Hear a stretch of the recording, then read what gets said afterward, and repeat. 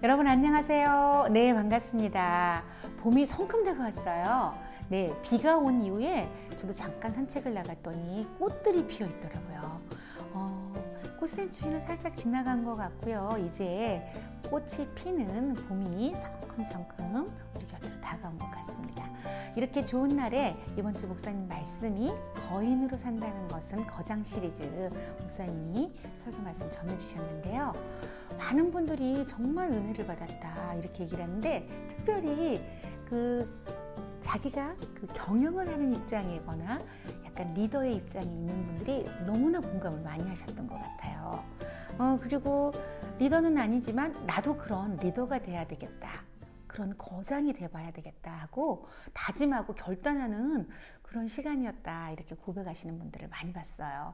좀 전에도 제가 미용실을 다녀왔는데 우리 미용실 원장님이 본인이 직원이었을 때와 이렇게 경영자가 돼서 리더가 되었을 때, CEO가 됐을 때 너무 마인드가 달라서 정말 목사님 말씀하시는데 제가 너무 은혜를 많이 받았어요. 공감이 너무 됐어요. 이런 얘기를 하면서 자기와 같이 미용을 했던 친구들은 지금 이제 코로나 때 유급 휴가를 갔었잖아요. 확진이 되면. 근데 그게 맞다고 이렇게 얘기를 하는 거죠. 그런데 이제는 무급 휴가가 됐어요. 월차나 연차로 대체를 하게 됐잖아요. 근데 본인에게는 그게 정말 맞는데 친구들은 그건 아니라고 막 얘기할 때, 이게 정말 CEO와 그냥 경영자의 입장과 너무 다르겠구나, 이런 생각을 해보면서 친구들 사이에서 잠깐 외로웠다. 왜냐하면 공감이 안 되니까 친구들과, 이런 얘기를 하더라고요. 그래서 리더는 외로울 수밖에 없는 것 같아요. 왜냐하면 사실은 CEO나 경영자나 리더는 소수죠. 그리고 팀원들이라든가 직원들이라든가 이런 분들 많은 숫자를 차지하기 때문에 공감대 형성이 리더의 마인드와 그 다음에 이제 팀원으로서 의 마인드가 완전히 다르겠죠. 공감해주는 그런 많은 사람들이 옆에 있기 때문에 그들보다는 리더가 외롭고 고독한 길인 거는 같아요. 그래서 담임 목사님도 너무 외롭다, 외로운 길이다, 이렇게 많이 얘기를 하시잖아요. 그리고 리더는 일단은 일반적인 사람들보다는 좀 더 다른 시야로, 그리고 마음으로, 그리고 그런 마인드로 살아가기 때문에 외롭고 고독할 수밖에 없을 것 같아요. 이번 주 우리 모세가 그 외로움에 대해서 얘기했던 본문이 민수기 11장 11절로 15절 말씀입니다. 한번 보고 가겠습니다. 11절. 모세가 여호와께 여짜오되 어찌하여 주께서 종을 괴롭게 하시나이까?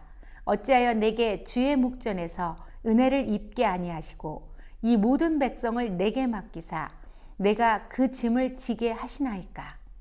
이 모든 백성을 내가 배웠나이까? 내가 그들을 낳았나이까? 어찌 주께서 내게 양육하는 아버지가 젖먹는 아이를 품듯 그들을 품에 품고 주께서 그들의 열조에게 맹세하신 땅으로 가라 하시나이까? 이 모든 백성에게 줄 고기를 내가 어디서 얻으리이까? 그들이 나를 향하여 울며 이르되 우리에게 고기를 주어 먹게 하라 하온즉 책임이 심히 중하여 나 혼자는 이 모든 백성을 감당할 수 없나이다. 주께서 내게 이같이 행하실진대 구하옵나니 내게 은혜를 베푸사 즉시 나를 죽여 내가 고난당함을 내가 보지 않게 하옵소서. 모세가 이스라엘 백성의 그런 많은 요구 조건들이 있죠. 요구 조건들 앞에서 얼마나 괴로웠으면 나를 죽여서 이 고난을 당하지 않게 하라고 이렇게 얘기를 했겠어요. 그 다음에 이제 정말로 하나님께서 나와 은혜를 베풀지 않으면 이걸 할 수 없다. 이스라엘 민족을 내가 낳았느냐, 내가 배웠느냐, 왜 하나님 내게 이런 책임을 주느냐, 이렇게 얘기했지만 리더에게는 정말 책임이라는 게 뗄래야 뗄 수 없는 정말 필요 조건이죠. 내가 짊어져야 될 그런 무게라는 거죠. 그 리더의 왕관을 쓰기 위해서는 십자가를 져야 된다고 하잖아요. 그런 것처럼.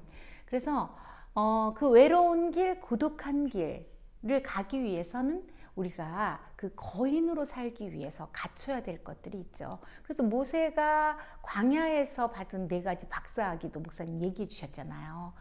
그만큼 모세도 광야에서 힘든 고독한 삶을 살았다라는 거죠. 뭐 무명의 박사하기, 기다림의 박사하기, 또 고독, 그다음에 불편함 이런 것들을 거치면서 모세도 리더로서 또 거장으로서 모세가 거듭났다라는 거죠.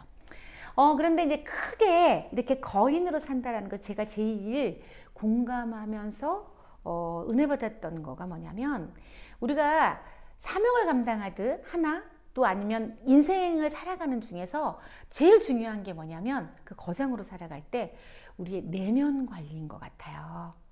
그러니까 목사님도 밤늦은 시간에라도 산을 올라서 그 등산 자체가 중요한 게 아니라 내 황폐해져 가고 사역으로 쫓겨서 여유를 잃어가고 그런 그 피폐해져가는 내 내면을 관리하기 위해서 산에 올라가 사색의 시간을 갖고 하모니카도 혼자 불면서 그런 그 세계 속으로 들어가고 저는 그 하모니카 부는 영상이 나왔잖아요. 반달 그 나뭇가지 사이로 보이는 그 밤하늘의 그 달빛이 그렇게 아름다운 거를 사실은 그 목사님의 영상을 보면서 처음 봤던 것 같아요. 우리가 밤에는 하늘을 볼 그런 시간적인 여유도 없었고 마음의 여유도 없었던 것 같아요. 어린 시절에는 저희가 보름달이 뜨면 달맞이 한다고 하늘도 보고 별을 보면서 별자리도 찾아보고 별이 많이 보였으니까 어느 때부턴가 하늘에서 별이 보이지 않고 뭔가 반짝이는 게 보였을 때 그게 별이 아니라 인공위성이라는 것을 알았을 때부터 하늘을 보지 않았던 것 같아요.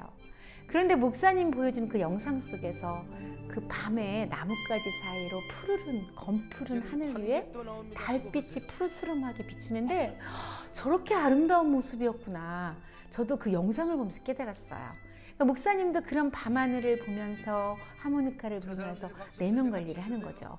우리가 자칫 놓치기 쉬운 게 내가 사명을 열심히 감당하고 열정적으로 사는 것이 내 인생의 목표야 이렇게 생각하실 수 있거든요. 그런데 제가 어느 프로를 유튜브를 볼 때 독일인 여자가 했던 말인데 한국 사람들은 너무 인생을 열심히 산다. 일도 열심히 한다. 이런 얘기를 했는데 저도 그 말을 그거 맞는 거 아니야? 이렇게 생각했었거든요. 그런데 인생은 여유로워야 하고 일은 열정적으로 열심히 해야 한다는 거죠. 그렇게 정말 인생마저도 열심히 살아내버리고 끝을 보지 않고 막 나가다 보면 우리 어느 날 지쳐서 번아웃이 온다는 거죠. 그러니까 목사님께서 말씀하셨던 리더, 거장으로 살 때 내면 관리라는 것이 그렇게 일은 열심히 하면서도 내 내면을 가꿀 수 있는 여유로운 그런 자기 관리가 필요하다라는 거죠. 제가 안타까웠던 우리 성도님들도 막 아이들과 사명과 막 너무 열심히 살다 보니까 아이들도 원망하고 남편도 원망한다 이런 얘기를 되게 했어요. 그래서 전사님 제가 사역이 너무 바빠서요. 애들한테 이런 얘기를 하는 분들을 봤는데 그건 사실은 일이 바빠서가 아니라 내 스스로의 내면 관리를 하지 않았기 때문에 그 마음에 인생에 여유로움이 없는 거거든요. 그래서 저도 월요일 날은 잠깐이지만 제가 페북이라든가 인스타에 올리는 것처럼 혼자서 커피 마시는 시간도 갖고 제 베란다에 작은 화분들도 들여다보면서 저만의 여유를 갖고 일주일의 시간을 정리하는 그런 시간을 가져보거든요. 이게 저에게 있어서는 내면 관리라는 거죠. 여러분들도 그런 여유를 가지고 아이를 대할 때 많은 시간이 아니어도 여러분 내면에서 여유가 흘러나갈 때 잠시 잠깐의 5분의 대화 가운데서도 아이들에게 사랑이 채워질 수 있고 남편에게도 그런 게 채워질 수 있고 내가 만나는 사람들에게도 그 여유를 전달할 수 있다는 거죠. 늘 쫓기는 사람에게는요, 그 불안감과 그 강박 이런 것들이 상대편에게 전달될 수밖에 없거든요. 그래서 내면 관리가 필요하다는 거죠. 우리가 주 안에서 사명을 잘 감당하기 위해서는 거인으로 살기 위해서는 이런 내면 관리가 반드시 필요하다는 정말 그 목사님 말씀이 너무 공감이 되었고요.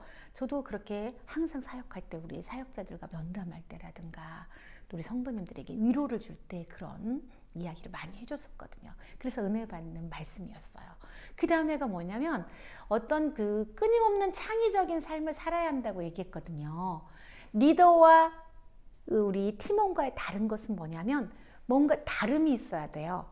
창조적인 사고와 시야, 그런 시야가 있어야지만 다름이죠. 그리고 그렇게 다른 것들을 볼 때 팀원들도 달라, 그리고 따라올 수 있는 리더십을 발휘하게 되겠죠.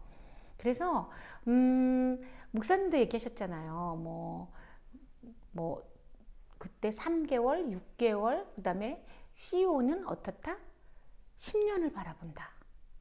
이렇게 과장과 또 그 다음에 조직원과 임원과 그리고 CEO 10년을 멀리 볼 수 있어야 그 다음에 그 모든 조직을 이끌어갈 수 있는 리더십을 발휘할 수 있다는 거죠.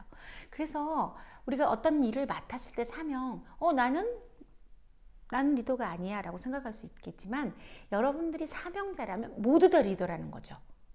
나에게 사명을 하나님께서 주셨다면 그 사명에 있어서는 나는 리더예요. CEO고.